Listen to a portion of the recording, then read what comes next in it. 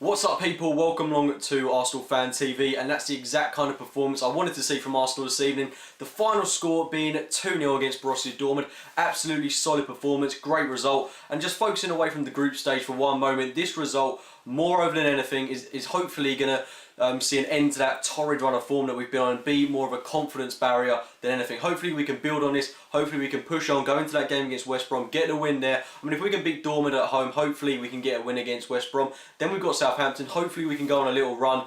But, you know, if Anderlecht were to beat Borussia Dortmund on the last day of the group stage, I mean, going out on a bit of a win there, there's a lot up at stake. There's a lot for stake, and if we just play with that kind of mentality in that game against Galatasaray, get the win there as well, it could potentially be an exciting end to the group stage for us. But realistically, I think we're going to finish second. I think we've done well to qualify this evening.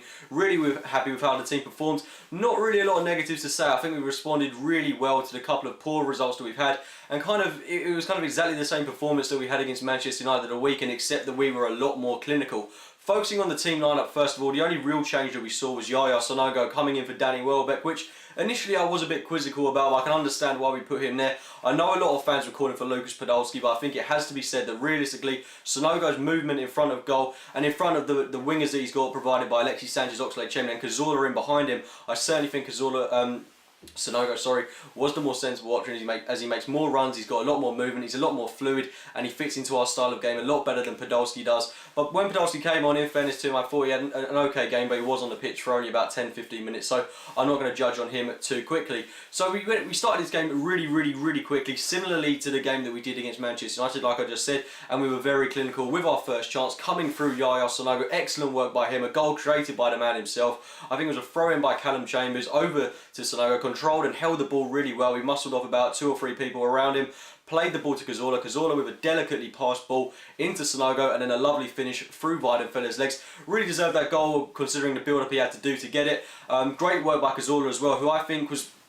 Cazorla got 2 assists tonight, got the assist for the Sonogo goal, and then the later on Alexis Sanchez goal, in the right places at the right time. I was really happy for him to get that goal, and hopefully we'll see a couple of more good performances from him as he continues to play in that number 10 role, in behind the strikers, and when he's provided with players on the wings such as Alexis Sanchez and Alex Oxlade-Chamberlain as well, another player that was absolutely formidable tonight, had an excellent opportunity to score in the latter stages of the game in that second half with an effort that kind of replicated the goal that Alexis Sanchez scored at Barcelona, that just touching the ball down and catching it on the volley. Superb effort by him, but not dwindling on that too much. Getting that early goal, that's what really settled it for us. And what I was glad to see from Arsenal was that we didn't overcommit following that goal. We were very resolute. I think Arteta was really at the heart of that. He dictated our midfield, had a very good defensive performance, and it's a bit of a shame to see him go off in the later stage of the game through what could be a potential serious injury, but hopefully it won't be too much, because I think he dictated the game really well, and he's certainly been doing that quite well for the amount of time he's been on the pitch for us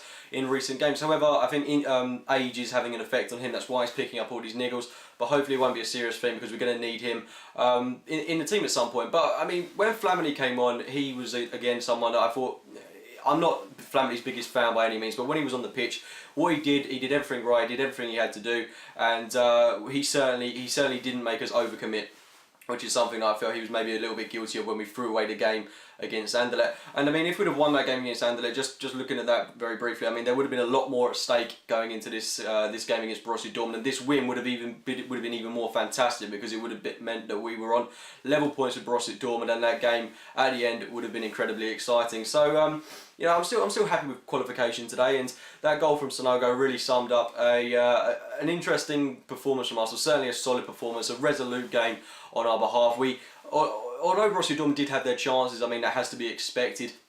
They've got amazing players going forward in Mkhitaryan and Aubameyang, Immobile, etc. But we kept them relatively quiet. I thought Monreal certainly had a good game at centre half. Mertesacker was a little bit indifferent. I think he really made up for some of the errors he made in the game, because there were times when he did make errors. He made some very poor clearances, some haphazard balls at times, but he did make up from Emiliano Martinez as well in goal. Was absolutely superb tonight. I certainly think he was one of the standout players, especially as it was a big game that he was being thrown into. It was a good performance from him, and our fullbacks were absolutely superb tonight. Both Callum Chambers and Kieran Gibbs were absolutely outstanding on both flanks. So you know, that defence, it was good, and it's good to have Koscielny back in the side, and hopefully we'll be a bit more stable in the defensive department from now on. But I think a lot of credit certainly has to go to Nacho Monreal. Hopefully this will be the end of seeing him play at centre-back, but a lot of praise has to go his way this evening. For he had a very good game, and during the time that he's had to play at centre-back, certainly he's done the job to a relatively good standard.